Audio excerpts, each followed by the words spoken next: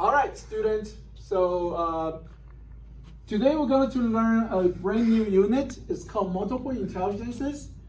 And today is the first day of this unit. We're going to spend on and off about 2 months on this subject. Okay. Remember, let me ask you several questions. Okay. Remember, I tell you one of my missions, actually the most important mission as a teacher, is to make you a smarter person. Remember that? I made that promise on the first week of the school. I'm still holding on to that promise. So this lesson is regarding that, but we're going to spend about 2 months working on this, on and off. Okay. So before we move on, let me ask you several questions. Are you smart? That's a difficult question to ask. It's only 3 words, but it's very difficult to ask. This whole truckload of stuff coming in with it. Believe it or not, most of teenagers think they're not so smart, even though they are smart. That's an interesting thing. Okay, just for my classroom purpose, if you're my student, you are smart. Yes, you are smart. End of story. No argument. Whoever thinks you're not smart, bring them to me. Let's have some discussion. Okay, you're smart. You have to get that into your mind. I told you, I always struggled this when I was a student until I graduated from UT Austin. And then I found out, oh my goodness, I'm actually smart. I may be slow, but that doesn't mean that I'm stupid. There's a difference between that. But a lot of people, when I was young, they didn't recognize that. They saw me work things slowly. You know, even right now, if you ask me to read a page, some of the students, even my own students, reading much faster than me. And then people, when I was young, when I read slowly, they thought I was not so smart. And I said, wait a minute, I understand. I just take a little bit longer time compared with other people. So yes, you're smart. Let's get it out of the way. However, how smart you are, and in what area are you smart? That's what we wanted to learn. It's called multiple intelligences.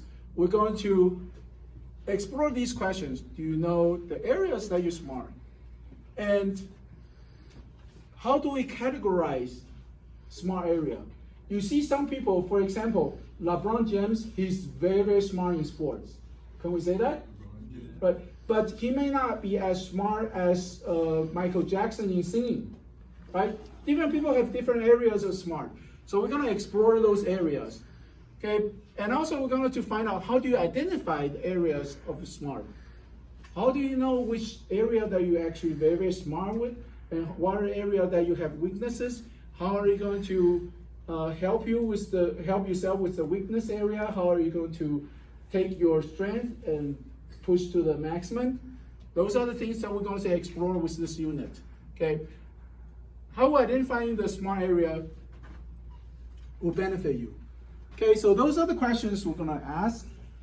And here's the objective. So we're going to explore the 8 areas of the intelligences. Okay, there's actually an educational theory I'm going to introduce to you today. And as you always know, my class, when we have these kind of lessons, it's always breaking into 2 areas. For the academic learning, we're going to identify, explore, analyze, and apply the intelligences. Okay, this is a big, big unit. Okay, for the computer skill for today, I'm going to teach you how to save an internet page as a PDF file, because you're going to take a survey today, 56 question survey. Okay, it sounds like a long survey, but it only takes about 10 minutes. Okay, 57 question survey, but after you take a survey, it's just on the web page. If you close that browser, you're going to lose all the results. So we need to save that to a PDF file. So if I have time, I'm going to show you how to do a Safari reader view, but I didn't have time to get into that with all the other periods. Okay, all right, here are the assignments. Okay, today you're going to take this, it's called assessment, but actually it's a survey, 100 points. You're going to take it, you're going to save it, you're going to upload to Google Classroom. Easy instruction? Okay, I'll show you how to do this. And this is more exciting. After you got your result of your intelligences,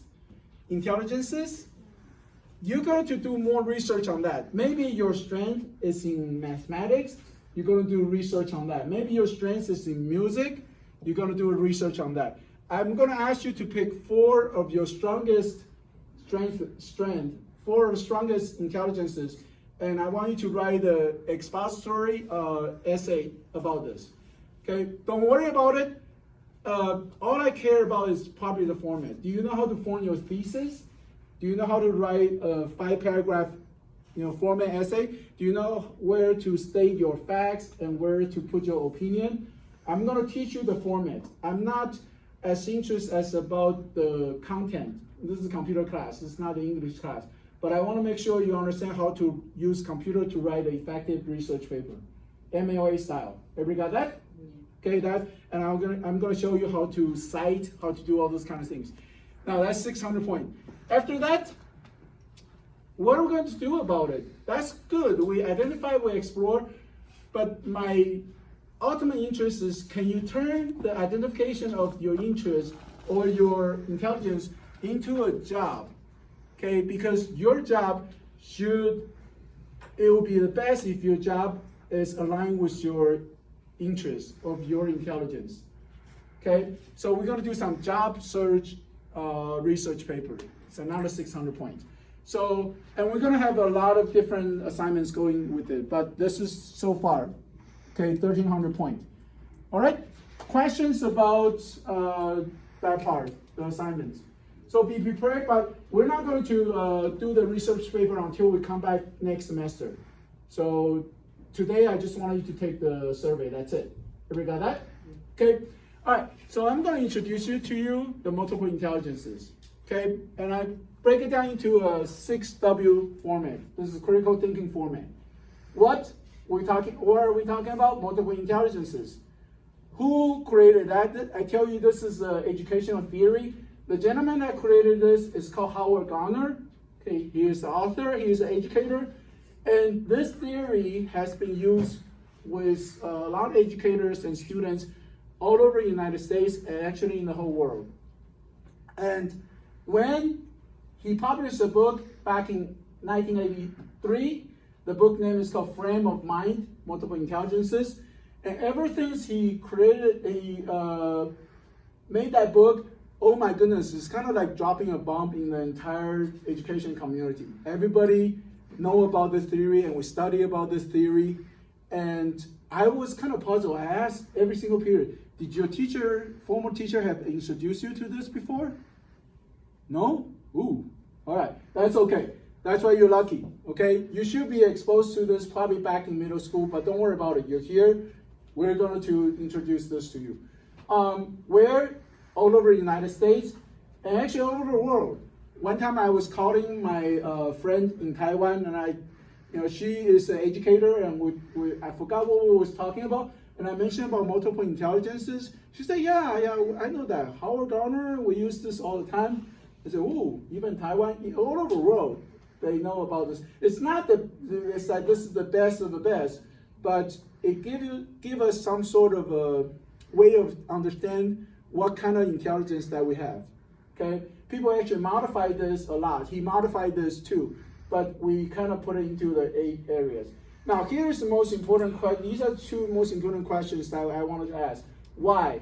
Because I wanted you to find out, bless you, I want you to find out your strength. Okay, are you very good with language? Are you very good with music? Are you very good with interpersonal? I'm going to show you those. Okay, and then you can plan your college and career for the future. Because once you get into college, people are going to ask you, what are you going to be majoring? You need to pick your major. And you can choose your major according to your strength in your intelligence. Okay, and the last one is how do we do this? First, we're going to identify your multiple intelligence. That's what we're going to do today. And later on, we're going to do the research paper. We're going to apply the multiple intelligence as you're in school and also in your future career. Okay? All right? So before we move on, keep in mind with this multiple intelligences, I'm going to show you on the next slide what are they. There are 8 of them. But keep in mind, everybody have all 8. Okay, a lot of time people took the test and they actually will show you the number. 5 is the highest number and 1 is the lowest number. Some people say, oh, I have this 1 on 1 of intelligence. and I just don't have it. For example, I got one on music, and I'm just not very good with music. That's not necessarily true, okay? I took the test, the music part, I think I got 1.2 something, but guess what? I love music. Every single day I listen to music. It just means that I'm not very, very good with it, okay? So make sure everybody should understand. You all have 8. Second, most people can develop each intelligence to an adequate level of competency. Competency means you are comfortable, you are good, you know what to do. Okay? What does that mean is this. If you have an intelligence that is very, very low, you can actually develop to the point that is adequate. It is not the best, cannot compare with your best, but to the point that you can very, very good. For example, everybody needs to have a math intelligence. You have to have a math intelligence because you're gonna manage your money, everything, okay? But you cannot say, because I got a low score on math, so I'm not going to bring that my math intelligence up. You need to pay attention, okay?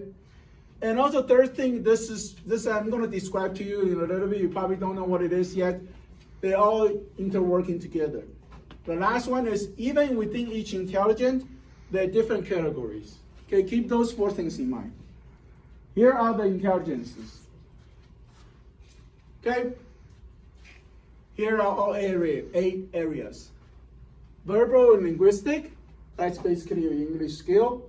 Math, visual, that's for artists, for art. Bodily, for sports, athleticism. Music, naturalist, you're good with nature. This is called interpersonal. Do you have a good skill relating to other people? Personal skill. Intrapersonal. Are you a philosopher, deep thinker? You like to think on things? So these are the all areas, 8 areas. How are we doing so far? Okay, I'm just gonna show you 8 slides very quickly. Kind of going through it very quickly. Linguistic, okay, capacity to use words effectively. 2 areas, orally, saying it, or in writing. Okay, politicians, have you watched some of the effective politicians? Oh my goodness, when they got onto podium, it's so powerful, and they can move your heart with words. It's, like, do this for our society. And those are the people, they're very good with this. Okay, if you give the same speech to another person, they just read it, they're not that powerful. This is my first and last warning. Pay attention. Okay? And some people, they're great with writing. So that's the linguistic. Verbal linguistic. Next is logical and mathematical intelligence. Some people, they're very strong in this. They're great with numbers. Show them the numbers, they actually think numbers in patterns. And that's one of my strength area as well. I think when I look at the very difficult things, I started to thinking in mathematical terms, how do I make things easier? Okay, programmers, mathematician, tax accountant. Those are the jobs you can have future job if that's your strength. Spatial, artist, hunter, scout, interior decorator, architect. Okay, you're very good. One of my architect friends, he showed me the blueprint of the building, and he can actually perceive himself inside the building. In his mind, he already saw the entire building in his mind. That means he's very strong in the spatial, I already passed on, in the spatial intelligence. Bodily, I think it's called kinesthetic intelligence. LeBron James, okay, Kobe Bryant. They're very intelligent in that level. Make sense? Yes. Okay. By the way, they have 2 areas. One is it's called gross motor, gross, G-R-O-S-S. Gross motor means your large muscles. Okay, large muscle, these are the athletes. They can jump higher, they can run faster. Okay, but some people, they're not very strong on those muscles, but they're very strong with their fingertips. they're thinkers. They can fix things so well. Even like surgeon, they're very good with their hands. Okay, you don't want to have a surgeon who doesn't know how to control their body. Like, oh, I'm gonna cut you up, and then, that's no bueno. Okay, so they have to make a very, very straight cut. In fact, one of my doctor friends, surgeon, told me they cannot miss by 1/4 of the milliliter. If they pass beyond that, they're in trouble. When they open up, if they don't have to open up the bigger surgery area, they don't have to. If they do that, they're in trouble. By the way, sometimes the surgery right now is called microscopic surgery. Have you heard about those? They only open up about this big of the opening. They actually open up 4 holes right here. They're going to repair your ligament. And once they open it up, they put a special tool with the camera in there, and then they just operate your knee. So they don't have to, in the past, they have to open out the entire knee. But those are the great surgeons. You have to have very, very steady hands. Okay? Music intelligence. Michael Jackson, does he have music intelligence? I mean, he's one of the best. Okay? However, even within the intelligence, remember in the beginning we talked about, even within the same intelligence, there's different categories. So for example, next time when you listen to Michael Jackson's music, I think he only wrote like 1 or 2 music. That's it. Okay, you find out, oh, lyric is by someone else, music is by someone else. They actually have some of the composers wrote the music for him. Actually, they just wrote music for everybody. But they thought Michael Jackson is the best performer, so they gave the music to Michael Jackson. And if you ask those composers, they're great composers, but if you ask them, put them on the stage and ask them to sing their own songs, they cannot perform. They cannot perform as well as Michael Jackson. So even within each intelligence, you have different levels of categories. Okay? And naturalistic, this one. These are the people that knows how to grow things, how to raise the animal. They love the nature. I have some students, this is their strongest intelligence. They can be a park ranger, they can be a park guide, and these are the tour guide, these are the great jobs. Remember, you need to write a research paper regarding the jobs, right? So I'm showing you all this. Okay, and the last 2 is interpersonal and intrapersonal. Interpersonal means how do you interact with people surrounding you. Intrapersonal means how do you communicate to yourself. Okay, so by the way, I did a test. I found out this is my strongest area. I'm not afraid of associating with strangers. I know how to read people's emotion. I know how to deal with people, basically. By the way, I just want to give you a little secret. When I interact with so-called troublemakers, they don't want to learn or anything. Do you know what I do? Before I encounter them, before I engage them, I actually plan out the whole thing in my mind. This is how am I going to interact them this week. This is how am I going to interact them next week. Okay. How do I learn that? I don't have to learn it. It's just my natural intelligence. Okay. But my goal is always, how do I help this student to be a better student? Okay. But if you take a teacher who doesn't know the interpersonal intelligence, they're going to be having a lot of trouble associating with students. Okay, so these are kind of jobs like administrator, manager, these are kind of jobs for interpersonal. And the last one is intrapersonal. These are kind of like philosophers, thinkers. You like to be quiet and think on difficult issues, and like a program planner. These are people that most likely they want to work alone. They don't want to work with other people. Okay, those are just very general terms. Okay, how are we doing so far with the multiple intelligences? Okay, so for now I'm going to turn off the camera. Okay, and I will show you how to take the to take the test. Actually, don't turn off the camera. I'm gonna show you very quickly. I think this is for my student. Okay, this is how you take the test. You're gonna launch the Chrome, and then you're gonna type in 3 words: multiple intelligence test. Okay, if you don't know how to spell those words, don't worry about it. You go to Google Classroom. I actually create a link for you. Okay, so once you go to the link, the first link is the one I want you to go to. This is the survey. Okay, survey is very simple. Number 1 is, does this describe you at all? You read the question. If you think number 1 describe you, you click on 1. Number 2, statement describe you very little. Number 3, describe you somewhat. Number 4, describe you pretty well. Number 5, describe you exactly. So you're just going to read the question. The number 1 is, I pride myself on having a large vocabulary. That means you use all kinds of vocabularies when you talk.